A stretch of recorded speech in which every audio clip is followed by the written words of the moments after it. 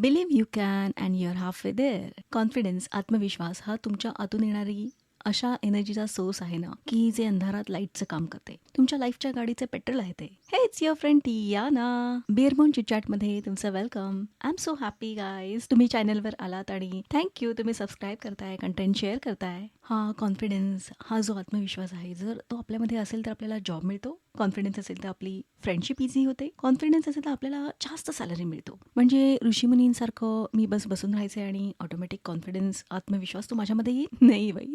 आपको अपने आप पे काम करना पडेगा. स्वतःवर मेहनत घ्यायची आणि प्रॅक्टिस करता करता तो कॉन्फिडन्स डेव्हलप होत जातो. तुम्हाला सगळ्याच बाबतीत कधी कधी कॉन्फिडन्स वाटतो, कधी कधी वाटत नाही. आणि असं का होतं? समजा मला लोकांसमोर बोलण्याचा कॉन्फिडन्स नाही, पण मी ड्राईव्ह छान करते आणि मला त्यात कॉन्फिडन्स आहे. याचं रिझन काय? की मी आधीपासून कार चालवत होती, त्यासाठी ड्रायव्हिंग क्लास लावले, त्याच्या एक्झाम दिल्या, सतत रोज प्रॅक्टिस करत राहिले आणि आता कॉन्फिडेंटली मी मस्त ड्राईव्ह करते. सेम जर मला लोकांसमोर बोलायची भीती वाटते, तर मला माझे स्किल डेव्हलप करायची गरज आहे. त्यासाठी प्रॅक्टिस केली पाहिजे आणि हळूहळू तो कॉन्फिडन्स माझ्यामध्ये डेव्हलप होत जाईल. कॉन्फिडन्ससाठी प्रॅक्टिस केली पाहिजे. प्रॅक्टिस ही छोट्या छोट्या हॅबिटने डेव्हलप होते. या चॅनलवर हॅबिट या टॉपिकवर व्हिडिओ आहे. ज्यांनी अजून बघितला नसेल प्लीज जाऊन चेक करा. हा व्हिडिओ स्पॉन्सर नाही, तरी पण मी तुम्हाला ॲटॉमिक हॅबिट हे बुक वाचायला सांगेन. ज्यांनी बुक वाचलंय त्यांना नक्कीच कळलं असेल मला इथे काय म्हणायचं. येस, बुकमध्ये तुम्हाला सगळ्या क्वेश्चनचा आन्सर नक्कीच सापडतो. सगळ्यात महत्त्वाचं म्हणजे असं परफेक्ट बनायचं आहे हे डोक्यातून तुम्ही काढून टाका. कारण कोणीही ते परफेक्ट नाही. प्रत्येकाला काही ना काहीतरी प्रॉब्लेम आहे ज्याच्याशी तो स्ट्रगल करत आहे.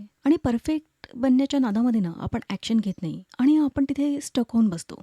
थर्ड म्हणजे दुसऱ्यांबरोबर स्वतःला कम्पेअर करणं थांबवा. प्रत्येकाकडे काही ना काही स्पेशल आहे. काही गोष्टी ज्या तुम्ही करू शकता कदाचित समोरच्याला जमणार नाही. तसंच समोरच्याकडे काही स्पेशल क्वालिटी असतील ज्या आपल्यामध्ये नसतील. सो कम्पेअर करणं थांबवलं पाहिजे. असं एका दिवसात मी अचीव करेन ह्या अप्रोचच्या ऐवजी मी सिस्टीमवर फोकस करेन. मी छोट्या छोट्या स्टेप घेईन आणि त्याच मला गोलपर्यंत नेण्यासाठी हेल्प करतील. आणि कन्सिस्टन्सी ही की आहे. बेसिकली तुम्हाला ऍक्शन घ्यायची आहे. कारण कसं होतं ना, ज्यामध्ये आपल्याला कॉन्फिडन्स नाही त्या गोष्टी करण्यामध्ये आपल्याला बिलकुल इंटरेस्ट नसतो. हे मेंटली जे काही लढाई चालली आहे ना, बस तिकडे स्वतःला आपल्याला पुश करायचंय. फिर क्या आपने जंग जिंकली. जे आपण स्टार्टिंगला बोललो, believe you can and your halfway there. तुम्हाला मी अजून एक इझी ट्रिक सांगते. तुम्हाला कॉन्फिडन्स नसेल ना आणि ज्याला तुम्ही ॲडमायर करता, ज्यांच्यामध्ये कॉन्फिडन्स आहे, तुम्ही स्वतःमध्ये एक प्रकारे त्यांच्यासारखं बनलाय असं ऍक्ट करायला लागा. हा एक गेम आहे.